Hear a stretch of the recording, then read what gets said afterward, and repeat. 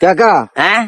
দোয়ানে ওই আন্নের বাইর কবার কুঁচেদের লোক এগুলো দেখলাম কি কি বকের কি কর এগুলো কজ দেখি এগুলো বলে আন্নারা দুপুরে খাওয়ার ন খায় আরে শালার ভূতের কত শোকন নাই তো হারাম বলি শোকন নাই মাথার মেজাজ গরম হয়ে যায় না বাদে যা আয় ঠিক আছে দৌড়াদৌড়ির ভিতরে আসিলাম আর বাইরে তোমার আগে আয় তো এমনিতে মানসিক ভাবে পুরো একটা কমায় চলে গেছে কারণ জায়গা সম্পত্তির ব্যাপার আছে স্টামের ভিতরে সিগনেচার গুলো দিছে কিনা কোনো কারণে সেই সিগনেচার না আটকে যাবো কিনা